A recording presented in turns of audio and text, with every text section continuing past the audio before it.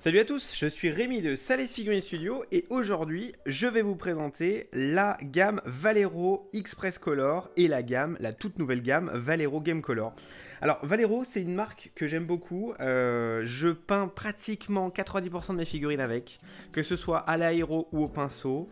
Donc quand ils ont décidé de changer la marque Game Color, on se rappelle qu'il y a il y a deux marques chez Valero, il y a la Model Color. Et ensuite, il y a la Game Color. La Game Color, c'est plutôt pour ce qui est fantasy, Medfan, science-fiction. Les couleurs sont un petit peu plus éclatantes. Ça convient un peu plus à ce qu'on fait. Même s'il y a des pots qui sont très intéressants chez Model Color, on est d'accord. Je me suis dit, allez, c'est parti. On va essayer de voir les différences entre la précédente gamme et puis la nouvelle. En sachant qu'ici, il n'y a pas de changement de prix. On est autour de 2,50 € le pot, à peu près, en moyenne, en fonction des distributeurs. Donc c'est vraiment peut-être un changement de formule, de ce que j'ai compris. Et puis, bien entendu, on a cette nouvelle gamme de peinture, par contre, qui est toute nouvelle. C'est la Express Color, qui est en fait une autre copie des contrastes de chez Game Workshops. Donc on va voir un petit peu ce que ça vaut. Et on va commencer par les peintures, entre guillemets, classiques. Alors, déjà, on peut remarquer, donc là vous voyez les deux générations, on peut remarquer que le pot change. Alors, on dirait qu'il y en a un peu moins dans les nouvelles, un tout petit peu moins, parce qu'on voit qu'il est un petit peu plus petit. Le contenant est un petit peu plus petit. Malgré tout, on reste sur, lui, il est en 17 ml, et lui, il est en 18 ml. Donc, bon, c'est étrange. Après, c'est pas très grave non plus. Encore une fois, on est autour des 2,50 € le pot. C'est des pots qui se mélangeaient plutôt bien, on avait quelque chose d'assez un petit peu liquide, vous voyez, donc par exemple là, on est sur l'ancienne gamme, je vous le rappelle, là on est sur l'ancienne gamme, et donc maintenant je vais prendre la nouvelle gamme. Hop. Alors la nouvelle gamme déjà me paraît un petit peu plus désaturée par rapport... On est exactement sur le même pot, c'est-à-dire le 72-012 Scarlet Red, les deux. La nouvelle gamme me paraît un petit peu plus désaturée. C'est-à-dire que quand je vais le tirer, on voit qu'il y a un petit peu plus de gris dedans. Vous voyez, c'est un petit peu plus désaturé, alors que la précédente gamme était un peu plus saturée. Donc déjà là, la promesse n'est pas tenue. En sachant que en général, quand on est avec une Game Color, on s'attend à avoir quelque chose de saturé. Donc je rappelle, une peinture saturée, c'est une peinture qui est très très vive en termes d'éclat, qui contient du jaune, du rouge, alors qu'une peinture désaturée, c'est une peinture qui est un peu plus éteinte, qui va contenir en général du gris en fait, qui va servir un petit peu. Donc là, voilà. Et ce que je redoutais un petit peu, donc pour les débutants, vous allez vous en foutre, mais pour les vieux de la vieille, si vous avez une armée qui est peinte avec cette gamme là, et vous voyez déjà que c'est le même pot, mais c'est plus le même résultat. Donc ça c'est inquiétant. Je vous dis un exemple tout bête. Moi j'ai une armée d'ultramarine qui est peinte en majeure partie avec le ultramarine de Game Color. S'ils ont changé le pigment ultramarine, ça veut dire qu'il faut très vite que je me fasse un stock de ultramarine blue de l'ancienne gamme. Et c'est un petit peu pénible, voilà. Donc ça, c'est quand ils changent un petit peu les recettes comme ça, et quand vous avez une armée, que vous avez vos habitudes et que vous avez votre palette, vous savez, chaque artiste a un petit peu sa palette entre guillemets. Ah, c'est toujours pénible de devoir changer, de devoir non, ce rouge va plus. Alors est-ce qu'il y a un autre rouge dans une autre marque, etc. Donc ça, point négatif. Pour moi, point négatif. Maintenant, si vous êtes débutant, vous en foutez. Vous en foutez parce que vous n'avez jamais utilisé la précédente. Donc, ce qui va vous intéresser, c'est comment, en fait, elle va se maintenir, elle va se comporter, votre peinture. Donc, moi, je dirais qu'on est pratiquement sur la même formule. C'est-à-dire qu'on est sur quelque chose qui est un petit peu... voilà, on n'est pas sur le côté crémeux de la Scar Artist, par exemple. On est vraiment sur un truc qui est vraiment très liquide. Ça se tire plutôt bien. On voit que quand je le tire comme ça se tire plutôt bien. On a un liant dans les pigments qui se maintient. Ça, c'est clair. La précédente aussi se tirait bien, donc il n'y avait pas de problème. Les Valero sont des gammes qui sont très réputées, hein. Moi, c'est ce que je conseille à tous mes élèves, d'investir dans de la Valero, puisqu'en plus, vous pouvez l'utiliser à la fois à l'aéro et à la fois au pinceau, donc c'est toujours hyper utile. Elle se dilue très bien, elle se comporte très bien dans l'aéro, elle se comporte très bien sur le pinceau. Voilà, le seul défaut, là, je dirais, c'est qu'on n'a pas tout à fait, on n'a pas tout à fait le même pigment. On voit bien que celui-là est vachement plus rouge que celui-là et que lui est un petit peu plus désaturé. C'est dommage. Est-ce que ça se verrait sur un schéma de couleur? Je pense que oui. Je pense que oui. Si vous avez l'œil, vraiment, c'est pas impossible que ça se voit. Donc, on a probablement... Alors là, on va pas tester tous les pots, bien entendu, mais on a probablement des pots qui sont les mêmes et d'autres pots qui vont changer un petit peu. Alors, j'ai le noir. Alors, c'est pas le noir, c'est le charcoal, le gris carbone que j'utilisais souvent. Donc ça, c'est un gris, c'est un noir cendré qui est très très sombre, que j'utilisais souvent. On va le tirer un peu. Ouais, c'est le même. Là honnêtement, c'est le même. Bon, sur les gris comme ça, de toute façon, honnêtement, il y avait pas grande chance que ça... Je pense que la teneur en pigment est la même aussi, à mon avis. On est sur... voilà, en termes de... Ça va marquer autant, je pense. Je pense que ça va marquer autant, puisque de toute façon, je crois pas qu'ils aient vraiment changé de beaucoup leur formule. Je pense que c'est plutôt un réajustement de pigment. C'est pas impossible. Donc ça a été planifié par Giraldez. Hein. C'est Giraldez qui bosse maintenant avec Valero pour faire ces petits changements comme ça. Il y a aussi toute la gamme fluo qui a été refaite. Alors j'étais pas du tout satisfait de la gamme fluo de chez Valero, justement j'utilisais pas vraiment leur gamme fluo, et donc maintenant ils ont une gamme fluo, vous voyez, qui ressemble à ça, qui est ultra pétante. Alors là par contre c'est vraiment incroyable. Donc, je vais vous montrer le truc. Alors là ça pique les yeux, un truc de fou. Là on est vraiment dans le cyberpunk de ouf. Regardez ça. Là c'est hyper intéressant, les pigments qui peuvent être super sympas. Donc on va la tester. Alors je vais en mettre un petit peu sur ma palette. Donc là on est avec le magenta. Ouais, donc là avec le magenta, on voit bien qu'on est sur quelque chose qui est vraiment très clair. Ouais. C'est assez intéressant. Ah, par contre là, j'ai l'impression que ça va pas beaucoup marquer, hein. On est tout de suite, là j'ai même pas dilué, on est tout de suite hyper transparent. Vous avez vu, quand je tire ma peinture, on est hyper transparent alors que j'ai même pas dilué. Ok, bon, ça c'est le problème des fluos de toute façon. Et je vais tester avec le magenta model color. Du coup, donc c'est le fluo magenta model color. C'est censé être la même. Alors on voit bien que celui-là est vachement plus vif que le précédent, hein, que le model color. Alors c'est normal, c'est censé être entre guillemets fait exprès. Donc je vais le mettre à côté comme ça. Voilà. Et là on est sur quelque chose qui est vachement plus rouge, qui est vachement plus rose, pardon, un peu moins rouge. Et quand je vais le tirer, voilà, on voit aussi que les pigments sont vraiment pas couvrants. Hein, voilà, ça c'est le problème des Valero. Hein, enfin, pas des Valero, pardon, des fluos. C'est le problème des fluos. Donc on voit bien la différence de teinte entre les deux. Et on va tester le fluorescent magenta de la gamme AK Interactive cette fois.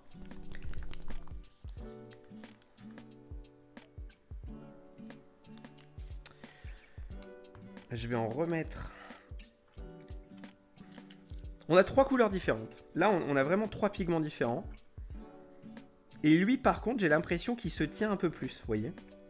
On a un peu moins d'effet de transparence. Donc moi, je dirais avantage au fluo AK. Avantage au fluo AK, puisque on voit bien que les fluos Valero, tout de suite, dès qu'on les tire... On a tout de suite cette transparence qui vient sans même diluer. Et donc ça veut dire plus de couches. Ça veut dire un effet qu'il faut vraiment appuyer pour qu'il se voit. Mais bien entendu, si vous peignez en voile, si vous peignez vraiment en glazing, vous en foutez en fait. Au contraire, ça vous arrange. Donc encore une fois, c'est toujours pareil. C'est en fonction de votre style, c'est en fonction des techniques que vous utilisez, si vous utilisez l'aéro, etc. Alors il y a un truc tout de suite que j'aimerais vous faire remarquer, c'est que le gris, je l'ai posé sur ma palette et je l'ai dilué. Et instantanément, là on est quoi, à 2 minutes, le pigment se délite. Donc on voit bien qu'on a un délitement des pigments ici. Alors est-ce que c'est normal, est-ce que c'est pas normal? Je ne sais pas. C'est la première fois que ça me le fait sur du Valero. Donc, ben à voir, je dirais, sur l'utilisation. Là, encore une fois, c'est juste une review de quelque chose, d'une gamme que je viens d'acheter. Donc, je peux pas vraiment vous faire mon ressenti. Je ferai mon ressenti dans 3 ou 4 mois, histoire que vous ayez une suite à ces vidéos. Voilà, mais en tout cas, pour le moment... Je suis relativement déçu, je dirais. Déjà parce qu'ils ont changé le pigment. Ensuite parce que les fluos, c'est pas ça qui va révolutionner le game. On veut des fluos qui marquent peut-être un peu plus. Mais c'est pas très grave puisque la gamme Valero est tellement large, honnêtement. Et je pense que ça reste... Là, je chipote en fait, je chipote. Je pense que ça reste quelque chose qui peut être relativement intéressant encore. On voit aussi un délitement des pigments ici dans le rouge. Hein. On a un délitement des pigments. Ça peut être emmerdant sur notre palette. On verra comment ça se gère. Non, surtout là, ce qui était intéressant, c'est les contrastes. Les contrastes, le problème des contrastes, c'est que chez Game Workshop, ça vaut les yeux de la tête. Donc un pot comme ça, contraste chez Game Workshop, on est à 6,40 €. Et en plus avec un pot vraiment nul que vous faites tomber, etc. Qui ferme mal très rapidement, etc. Alors que ici on est sur quelque chose qui est autour des 3 €. Alors c'est un petit peu plus cher, c'est un peu plus cher que leur gamme classique. Je crois qu'on est à 3,10 € il me semble. Et on est sur du 18 millilitres, donc on est exactement pareil que les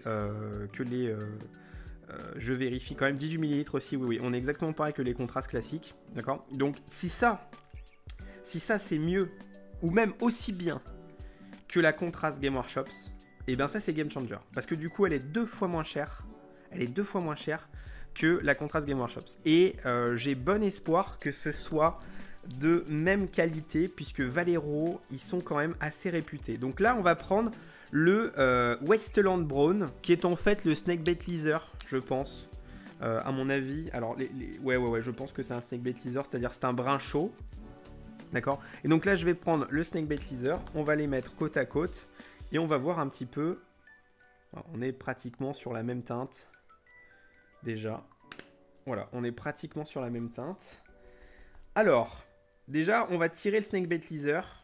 Et on voit qu'on a cet aspect un petit peu jaune hein, qui apparaît, qui est tout de suite hyper intéressant. Le Snakebait Leather, quand vous bossez avec de l'or, c'est parfait. Je vais faire pareil. On a la même consistance de pigment, honnêtement. On a la même consistance de pigment. On a presque même plus de pigment dans le Express Color que dans le Snakebait Leather, j'ai l'impression. À peu de choses près, Là, pareil, je chipote. Alors, je vais tirer... Là, pareil, on est sur un brun chaud, peut-être un peu plus orangé que le Snakebait Leather, mais on est relativement proche en termes de rendu, je pense. Donc ça me paraît vraiment, en tout cas sur le papier là, ça me paraît vraiment très très bon. On va faire pareil maintenant avec le Omega Blue, qui est le bleu sombre, et avec le Léviadon Blue, qui est le bleu sombre de chez...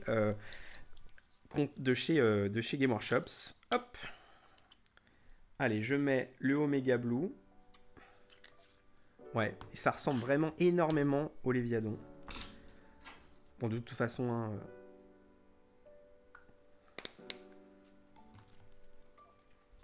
Allez, je vais tirer mon Léviadon Blue. Donc on voit qu'on a tout de suite quelque chose. Donc là, on est sur un Dark Prussian Blue. Hein, si vous connaissez un petit peu les couleurs Beaux-Arts, on est sur un Dark Prussian Blue quand on tire comme ça.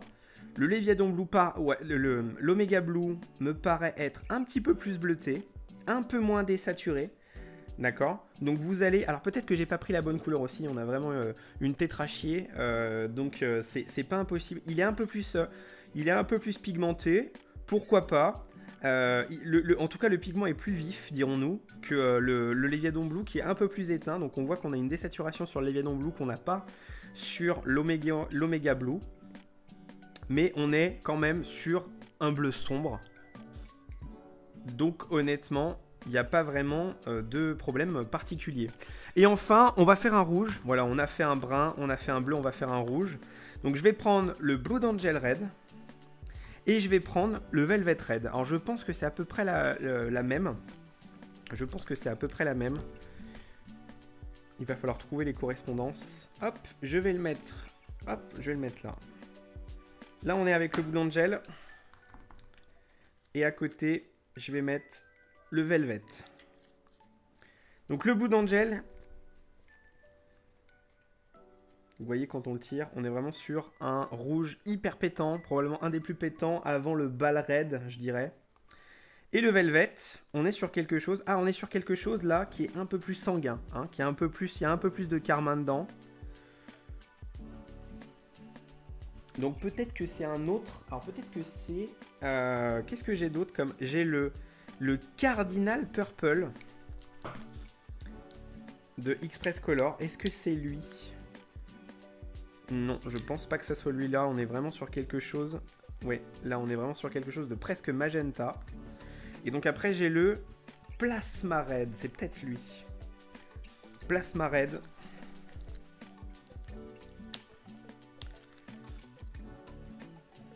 Non, là on est plutôt sur quelque chose d'un peu plus orangé. Vous voyez? Donc lui ce sera peut-être l'équivalent en fait du Ball Red ou peut-être même du Magmadrot Flame si mes souvenirs sont bons. Enfin bon, voilà, il suffit de trouver le tableau des correspondances, je pense qu'on a à peu près les mêmes couleurs. On va vérifier tout de suite si ça se comporte bien sur une figurine. Donc je vous ai choisi une figurine, hop là. Je vous ai choisi une figurine qui est identique. Donc on est sur quelque chose qui va être entre guillemets relativement simple, d'accord? On va juste se faire l'essai sur les caps. Donc là on est sur des figurines Game of Thrones. Je ne sais plus comment s'appelle cette unité. Bon, c'est pas très grave. Alors, je vous propose de partir sur le bleu qui était voilà, relativement proche. Donc, on va partir sur un bleu, donc le Léviadon Blue. Et on va se faire la cape. Donc là, je suis au Léviadon Blue, tout simplement. Donc, vous voyez, on a quelque chose qui est relativement... voilà, la contraste, c'est quelque chose qui est vraiment relativement simple à faire. Qui va relativement mal se comporter d'ailleurs, puisque on est sur une surface qui est très lisse. Mais on s'en fout, on n'est pas là, justement... Voilà, j'enlève un petit peu... Voilà, je vais enlever un petit peu l'excédent. Donc le Léviadon Blue, ça donne ça. Et le bleu sombre Valero, qui est un petit peu plus clair, comme vous pouvez le voir. Je pense qu'on est entre le Thalassar et le Léviadon, probablement. Ça donne ça. C'est exactement la même consistance. C'est exactement pareil. Là, en termes d'expérience pinceau, c'est la même chose. Donc ça, c'est vraiment une super nouvelle. C'est vraiment une super nouvelle parce que ça veut dire qu'on a de la contraste 2 fois moins cher. De qualité, je parle pas des Quick Paint Green Stuff World ou d'autres marques. Ouais. On a quasiment la même chose. Donc encore une fois, celui-là est un peu plus clair, hein, c'est normal, c'est pas tout à fait les mêmes couleurs. Mais en tout cas, à mon avis, en séchant, on sera sur la même chose. Donc ça, c'est cool. Bon, en tout cas, tiens, je vais tester avec le Snakebait Laser. Je vais faire le bras. Donc là, je suis en Snakebait Laser. Vous voyez. Et là, je vais le faire donc dans l'équivalent de en Express Color.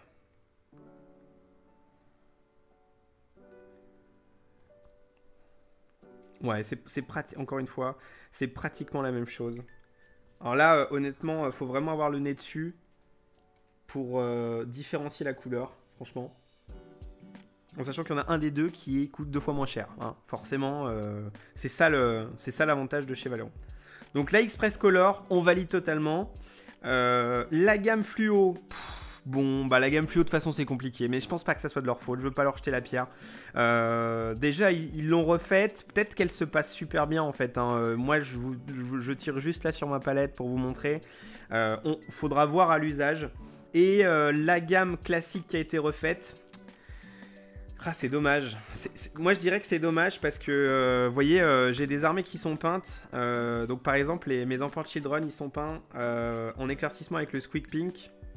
Si l'équivalent du Squeak Pink, donc qui s'appelle aussi le Squeak Pink, a été refait, et il semble quand même être un tout petit peu différent, ça va me changer un peu la teinte de mes armées, quoi. Et si vous avez des armées qui ont été peintes comme ça, ben c'est dommage. Donc ce que je vous conseille, c'est de faire un petit stock. On sait jamais de la couleur que vous voulez pour vos armées, hein. Si vous avez votre armée d'ultramarine comme moi ou en Bloody Red, etc.